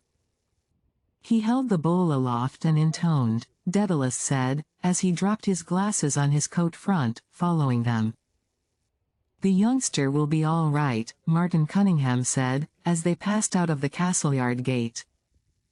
The policeman touched his forehead. "God bless you," Martin Cunningham said, cheerily. He signed to the waiting Jarvey, who chucked at the reins and set on towards Lord Edward Street. Bronze by gold, Miss Kennedy's head by Miss Douce's head, appeared above the crossblind of the Ormond Hotel. "Yes," Martin Cunningham said, fingering his beard. "I wrote to Father Conmee and laid the whole case before him. You could try our friend, Mr. Stately." Plump Buck Mulligan came from the stairhead, bearing a bowl of lather on which a mirror and a razor lay crossed. A yellow dressing gown, ungirdled, was sustained gently behind him on the mild morning air. He held the bowl aloft and intoned, Power suggested backward. "Boyd?" Martin Cunningham said shortly. "Touch me not." John Wise Nolan, lagging behind, reading the list, came after them quickly down Cork Hill. On the steps of the City Hall Councillor Ninetti, descending, hailed Alderman Cowley and Councillor Abraham Leone ascending. The castle car wheeled empty into Upper Exchange Street. "Look here, Martin," John Wise Nolan said, overtaking them at the mail office. "I see Bloom put his name down for 5 shillings. "Quite right," Martin Cunningham said, taking the list. "And put down the 5 shillings too." Without a second word either, Mr. Stately, plump Buck Mulligan came from the stairhead, bearing a bowl of lather on which a mirror and a razor lay crossed.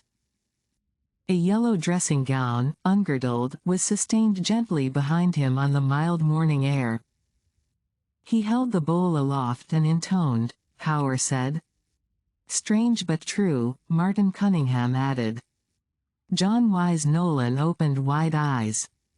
"I'll say there is much kindness in the Jew," he quoted, elegantly. They went down Parliament Street. "There's Jimmy Henry," Mr. Stately, plump Buck Mulligan came from the stairhead, bearing a bowl of lather on which a mirror and a razor lay crossed. A yellow dressing gown, ungirdled, was sustained gently behind him on the mild morning air. He held the bowl aloft and intoned, Power said, just heading for Kavanagh's. "Right-o," Martin Cunningham said. "Here goes." Outside La Maison Claire Blazes Boylan waylaid Jack Mooney's brother-in-law, Humpy, tight, making for the Liberties. John Wise Nolan fell back with Mr. Stately. Plump Buck Mulligan came from the stairhead, bearing a bowl of lather on which a mirror and a razor lay crossed. A yellow dressing gown, ungirdled, was sustained gently behind him on the mild morning air. He held the bowl aloft and intoned, Power, while Martin Cunningham took the elbow of a dapper little man in a shower of hail suit, who walked uncertainly, with hasty steps past Mickey Anderson's watches. The assistant town clerk's corns are giving him some trouble, John Wise Nolan told Mr. Stately. Plump Buck Mulligan came from the stairhead, bearing a bowl of lather on which a mirror and a razor lay crossed. A yellow dressing gown, ungirdled, was sustained gently behind him on the mild morning air. He held the bowl aloft and intoned, "Power." They followed round the corner towards James Kavanagh's wine rooms. The empty castle car fronted them at rest in Essex Gate. Martin Cunningham, speaking always, showed often the list at which Jimmy Henry did not glance. "And Long John Fanning is here too," John Wise Nolan said, "as large as life." The tall form of Long John Fanning filled the doorway where he stood. "Good day, Mr. Stately." Plump Buck Mulligan came from the stairhead, bearing a bowl of lather on which a mirror and a razor lay crossed. A yellow dressing gown, ungirdled, was sustained gently behind him on the mild morning air. He held the bowl aloft and intoned, "Sub-Sheriff," Martin Cunningham said, as all halted and greeted. Long John Fanning made no way for them. He removed his large Henry Clay decisively, and his large fierce eyes scowled intelligently over all their faces. "Are the conscript fathers pursuing their peaceful deliberations?" he said with rich acrid utterance to the assistant town clerk. "Hell open to Christians they were having," Jimmy Henry said pettishly, "about their damned Irish language." Where was the marshal, he wanted to know, to keep order in the council chamber? And old Barlow the mace-bearer laid up with asthma, no mace on the table, nothing in order, no quorum even, and Hutchinson, the Lord Mayor, in Llandudno, and little Lorcan Sherlock doing locum tenens for him. Damned Irish language, language of our forefathers. Long John Fanning blew a plume of smoke from his lips. Martin Cunningham spoke by turns, twirling the peak of his beard, to the assistant town clerk and the sub-sheriff, while John Wise Nolan held his peace. "What dignum was that?" Long John Fanning asked. Jimmy Henry made a grimace and lifted his left foot. "Oh, my corns," he said plaintively. "Come upstairs for goodness sake till I sit down somewhere." "Uff. Ooh. Mind." Testily he made room for himself beside Long John Fanning's flank and passed in and up the stairs. "Come on up," Martin Cunningham said to the sub-sheriff. "I don't think you knew him, or perhaps you did, though." With John Wise Nolan, Mr. Stately, Plump Buck Mulligan came from the stairhead, bearing a bowl of lather on which a mirror and a razor lay crossed. A yellow dressing gown, ungirdled, was sustained gently behind him on the mild morning air. He held the bowl aloft and intoned, "Power," followed them in. Decent little soul he was, Mr. Stately. Plump Buck Mulligan came from the stairhead, bearing a bowl of lather on which a mirror and a razor lay crossed. A yellow dressing gown, ungirdled, was sustained gently behind him on the mild morning air. He held the bowl aloft and intoned, "Power," said to the stalwart back of Long John Fanning, ascending towards Long John Fanning in the mirror. "Rather low-sized. Dignum of Menton's office that was," Martin Cunningham said. Long John Fanning could not remember him. Clatter of horse hoofs sounded from the air. "What's that?" Martin Cunningham said. All turned where they stood. John Wise Nolan came down again. From the cool shadow of the doorway he saw the horses pass Parliament Street, harness and glossy pasterns in sunlight shimmering. Gaily they went past before his cool, unfriendly eyes, not quickly. In saddles of the leaders, leaping leaders, rode outriders. What was it? Martin Cunningham asked, as they went on up the staircase. "The Lord Lieutenant General and General Governor of Ireland," John Wise Nolan answered from the stairfoot. As they trod across the thick carpet, Buck Mulligan whispered behind his Panama to Haines. "Parnell's brother." They're in the corner. They chose a small table near the window, opposite a long-faced man whose beard and gaze hung intently down on a chessboard. "Is that he?" Haynes asked, twisting round in his seat. "Yes," Mulligan said. "That's John Howard, his brother, our city marshal." John Howard Parnell translated a white bishop quietly, and his grey claw went up again to his forehead whereat it rested. An instant after, under its screen, his eyes looked quickly, ghost-bright, at his foe and fell once more upon a working corner. "I'll take a melange," Haynes said to the waitress. "2 melanges," Buck Mulligan said. "And bring us some scones and butter and some cakes as well." When she had gone, he said, laughing, "We call it DBC. Because they have damn bad cakes." "Oh, but you missed Daedalus on Hamlet." Haynes opened his Newbout book. "I'm sorry," he said. "Shakespeare is the happy hunting ground of all minds that have lost their balance." The one-legged sailor growled at the area of 14 Nelson Street. "England expects." Buck Mulligan's primrose waistcoat shook gaily to his laughter. "You should see him," he said, "when his body loses its balance. Wandering Angus, I call him." "I am sure he has an idée fixe," Haynes said, pinching his chin thoughtfully with thumb and forefinger. "Now I am speculating what it would be likely to be. Such persons always have." Buck Mulligan bent across the table gravely. "They drove his wits astray," he said, "by visions of hell. He will never capture the Attic note. The note of Swinburne, of all poets, the White Death and the Ruddy Birth. That is his tragedy. He can never be a poet. The joy of creation. Eternal punishment," Haynes said, nodding curtly. "I see. I tackled him this morning on belief. There was something on his mind, I saw. It's rather interesting because Professor Pokorny of Vienna makes an interesting point out of that." Buck Mulligan's watchful eyes saw the waitress come. He helped her to unload her tray. "He can find no trace of hell in ancient Irish myth," Haynes said, amid the cheerful cups.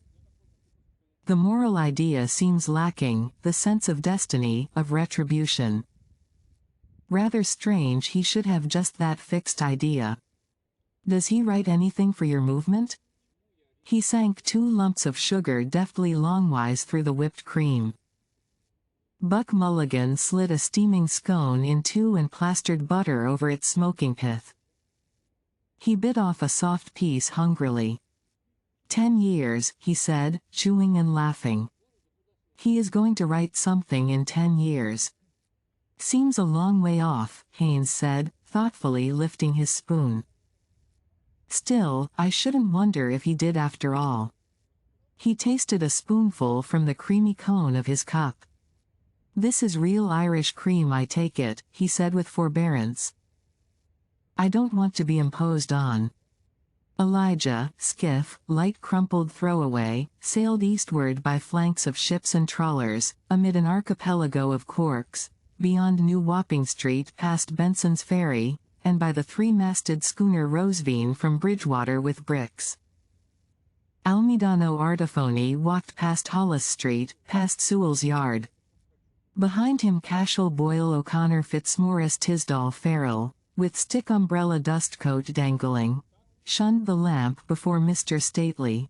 Plump Buck Mulligan came from the stairhead, bearing a bowl of lather on which a mirror and a razor lay crossed.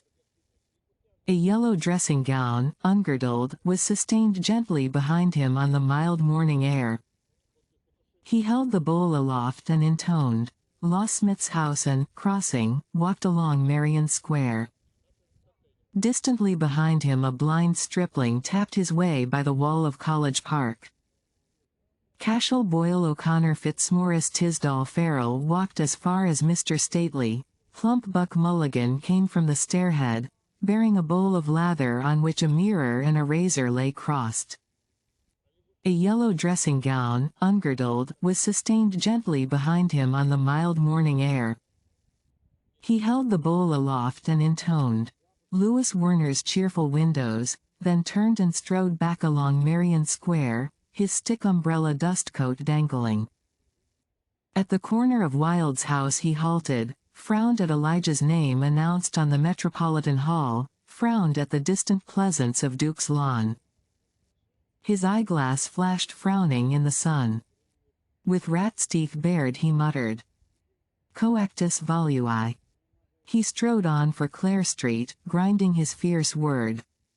As he strode past Mr. Stately, plump Buck Mulligan came from the stairhead, bearing a bowl of lather on which a mirror and a razor lay crossed.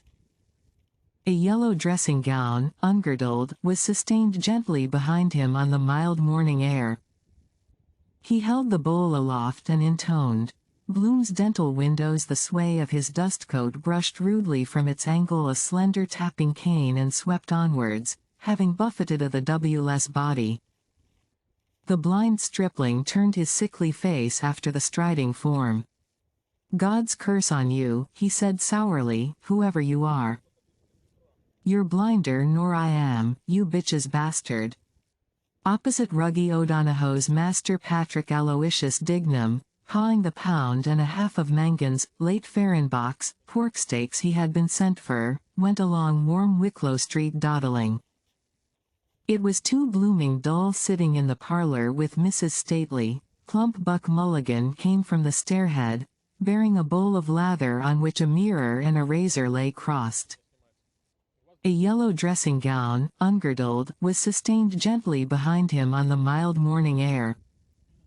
He held the bowl aloft and intoned, Stower and Mrs. Stately. Plump Buck Mulligan came from the stairhead, bearing a bowl of lather on which a mirror and a razor lay crossed. A yellow dressing gown, ungirdled, was sustained gently behind him on the mild morning air. He held the bowl aloft and intoned, Quigley and Mrs. Stately. Plump Buck Mulligan came from the stairhead, bearing a bowl of lather on which a mirror and a razor lay crossed. A yellow dressing gown, ungirdled, was sustained gently behind him on the mild morning air. He held the bowl aloft and intoned, McDowell and the blind down and they all at their sniffles and sipping sups of the superior tawny sherry Uncle Barney brought from Tunney's. And they eating crumbs of the cottage fruit cake, jawing the whole blooming time and sighing. After Wicklow Lane the window of Madame Doyle, court dress milliner, stopped him. He stood looking in at the two puckers stripped to their pelts and putting up their props. From the side mirrors two mourning masters Dignam gaped silently. Mylar Keogh, Dublin's pet lamb, will meet Sergeant Major Bennett, the Portobello bruiser, for a purse of 50 sovereigns. Gob, that'd be a good pucking match to see. Mylar Keogh, that's the chap sparring out to him with the green sash. 2 bars entrance, soldiers half price. I could easy do a bunk on Ma. Master Dignam on his left turned as he turned. That's me in mourning. When is it? May the 22nd. Sure, the blooming thing is all over. He turned to the right and on his right Master Dignam turned, his cap awry, his collar sticking up. Buttoning it down, his chin lifted, he saw the image of Marie Kendall, charming soubrette, beside the two puckers. One of them Mo that do be in the packets of fags Stower smokes that his old fellow welted hell out of him for one time he found out. Master Dignam got his collar down and dawdled on. The best pucker going for strength was Fitzsimmons. 1 puck in the wind from that fellow would knock you into the middle of next week, man. But the best pucker for science was Jem Corbett before Fitzsimmons knocked the stuffings out of him, dodging and all. In Grafton Street Master Dignam saw a red flower in a toff's mouth and a swell pair of kicks on him and he listening to what the drunk was telling him and grinning all the time. No Sandymount tram. Master Dignam walked along Nassau Street, shifted the pork steaks to his other hand. His collar sprang up again and he tugged it down. The blooming stud was too small for the buttonhole of the shirt, blooming end to it. He met schoolboys with satchels. I'm not going tomorrow either, stay away till Monday. He met other schoolboys. Do they notice I'm in mourning? Uncle Barney said he'd get it into the paper tonight. Then they'll all see it in the paper and read my name printed and Pa name. His face got all gray instead of being red like it was, and there was a fly walking over it up to his eye. The scrunch that was when they were screwing the screws into the coffin, and the bumps when they were bringing it downstairs. Pa was inside it and Ma crying in the parlor and Uncle Barney telling the men how to get it round the bend. A big coffin it was, and high and heavy looking. How was that? The last night Pa was boozed he was standing on the landing there bawling out for his boots to go out to Tunny's for to booze more, and he looked butty and short in his shirt. Never see him again. Death, that is. Pa is dead. My father is dead. He told me to be a good son to Ma. I couldn't hear the other things he said, but I saw his tongue and his teeth trying to say it better. Poor Pa. That was Mr. Stately. Plump Buck Mulligan came from the stairhead, bearing a bowl of lather on which a mirror and a razor lay crossed. A yellow dressing gown, ungirdled, was sustained gently behind him on the mild morning air.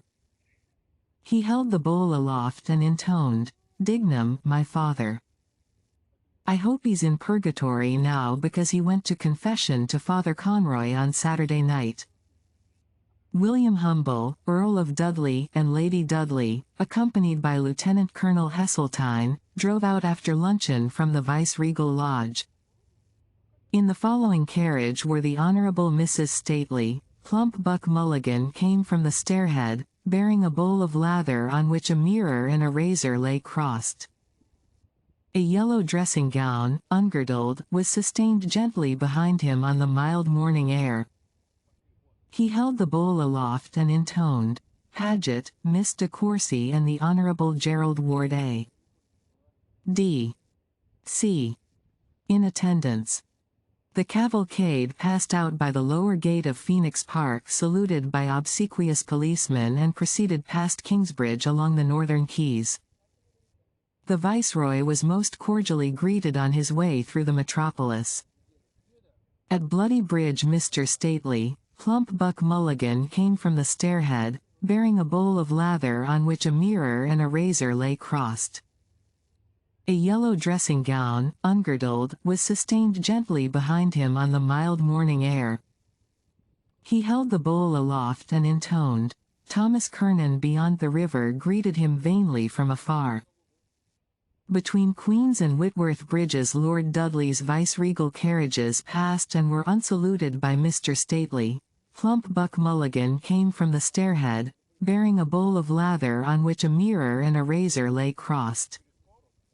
A yellow dressing gown, ungirdled, was sustained gently behind him on the mild morning air. He held the bowl aloft and intoned, "Dudley White, B. L. M. A." who stood on Erin Quay outside Mrs. Stately. Plump Buck Mulligan came from the stairhead, bearing a bowl of lather on which a mirror and a razor lay crossed. A yellow dressing gown, ungirdled, was sustained gently behind him on the mild morning air. He held the bowl aloft and intoned, "M. E. White's, the pawnbrokers, at the corner of Erin Street West, stroking his nose with his forefinger, undecided whether he should arrive at Phibsborough more quickly by a triple change of tram or by hailing a car or on foot through Smithfield, Constitution Hill and Broadstone Terminus. In the porch of 4 Courts Richie Golding with the costbag of Golding, Collis and Ward saw him with surprise. Past Richmond Bridge at the doorstep of the office of Reuben J. Dodd, solicitor, agent for the Patriotic Insurance Company, an elderly female about to enter changed her plan and retracing her steps by King's windows smiled credulously on the representative of His Majesty. From its sluice in Woodkey wall under Tom Devon's office Poddle River hung out in fealty a tongue of liquid sewage. Above the crossblind of the Ormond Hotel, gold by bronze, Miss Kennedy's head by Miss Douce's head watched and admired. On Ormond Quay Mr. Stately, plump Buck Mulligan came from the stairhead, bearing a bowl of lather on which a mirror and a razor lay crossed. A yellow dressing-gown, ungirdled, was sustained gently behind him on the mild morning air. He held the bowl aloft and intoned, Simon Dedalus, steering his way from the greenhouse for the sub-sheriff's office, stood still in mid-street and brought his hat low. His Excellency graciously returned Mr. Stately. Plump Buck Mulligan came from the stairhead, bearing a bowl of lather on which a mirror and a razor lay crossed. A yellow dressing-gown, ungirdled, was sustained gently behind him on the mild morning air. He held the bowl aloft and intoned, Dedalus greeting. From Cahill's Corner the Reverend Hugh C. Love, M.A., made obeisance unperceived, mindful of lords deputies whose hands benignant had held of yore rich advousons. On Grattan Bridge Lenihan and McCoy, taking leave of each other, watched the carriages go by. Passing by Roger Green's office and Dollard's big red printing house Gertie McDowell, carrying the Catesby's cork lino letters for her father who was laid up, knew by the style it was the Lord and Lady Lieutenant, but she couldn't see what Her Excellency had on because the Tram and Springs big yellow furniture van had to stop in front of her on account of its being the Lord Lieutenant. Beyond Lundy Foots from the shaded door of Kavanagh's wine rooms John Wise Nolan smiled with unseen coldness towards the Lord Lieutenant General and General Governor of Ireland. The Right Honourable William Humble, Earl of Dudley, G. C. V. O. Past Mickey Anderson's all-times ticking watches and Henry and James's wax smart-suited fresh-cheeked models, the Gentleman Henry, Dernier Cri James. Over against Dame Gate Tom Rochford and Nosey Flynn watched the approach of the cavalcade. Tom Rochford, seeing the eyes of Lady Dudley fixed on him, took his thumbs quickly out of the pockets of his claret waistcoat and doffed his cap to her. A charming soubrette, great Marie Kendall, with dauby cheeks and lifted skirt smiled daubily from her poster upon William Humble, Earl of Dudley, and upon Lieutenant Colonel H. G. Heseltine, and also upon the Honourable Gerald Ward A. D. C. From the window of the D. B. C. Buck Mulligan gaily, and Haynes gravely, gazed down on the viceregal equipage over the shoulders of eager guests, whose mass of forms darkened the chessboard whereon John Howard Parnell looked intently. In Founs's Street Dilly Dedalus, straining her sight upward from Chardonnel's first French primer, saw sunshades spanned and wheel spokes spinning in the glare. John Henry Menton, filling the doorway of commercial buildings, stared from wine big oyster eyes, holding a fat gold hunter watch not looked at in his fat left hand not feeling it. Where the foreleg of King Billy's horse pawed the air Mrs. Stately, plump Buck Mulligan came from the stairhead, bearing a bowl of lather on which a mirror and a razor lay crossed. A yellow dressing-gown, ungirdled, was sustained gently behind him on the mild morning air.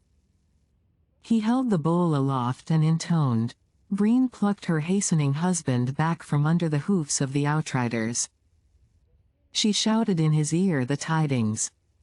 Understanding, he shifted his tones to his left breast and saluted the second carriage. The Honourable Gerald Ward A. D. C., agreeably surprised, made haste to reply. At Ponsonby's corner a jaded white flagon H. halted and four tall-hatted white flagons halted behind him, ELYS, while outriders pranced past in carriages. Opposite Pigot's music warerooms Mr. Stately, plump Buck Mulligan came from the stairhead, bearing a bowl of lather on which a mirror and a razor lay crossed. A yellow dressing gown, ungirdled, was sustained gently behind him on the mild morning air. He held the bowl aloft and intoned, Dennis J. Magini, professor of dancing and C, gaily apparelled, gravely walked, outpassed by a viceroy and unobserved. By the provost's wall came jauntily Blazes Boylan, stepping in tan shoes and socks with sky-blue clocks to the refrain of My Girl's a Yorkshire Girl. Blazes Boylan presented to the leaders sky-blue frontlets and high-action a sky-blue tie, a wide-brimmed straw hat at a rakish angle and a suit of indigo serge. His hands in his jacket pockets forgot to salute, but he offered to the three ladies the bold admiration of his eyes and the red flower between his lips. As they drove along Nassau Street, His Excellency drew the attention of his bowing consort to the program of music which was being discoursed in College Park. Unseen brazen Highland laddies blared and drum-thumped after the cortege. But though she's a factory lass, and wears no fancy clothes, Barabam, yet I've a sort of a Yorkshire relish for my little Yorkshire rose. Barabam. Thither of the wall the quarter-mile flat handicappers, M. C. Green, H. Shrift, T. M. Patey, C. Schaaf, J. B. Jeffs, G. N. Morphy, F. Stevenson, C. Adderley and W. C. Huggard started in pursuit. Striding past Finn's Hotel, Cashel Boyle O'Connor Fitzmaurice Tisdall Farrell stared through a fierce eyeglass across the carriages at the head of Mr. Stately. Plump Buck Mulligan came from the stairhead, bearing a bowl of lather on which a mirror and a razor lay crossed. A yellow dressing gown, ungirdled, was sustained gently behind him on the mild morning air.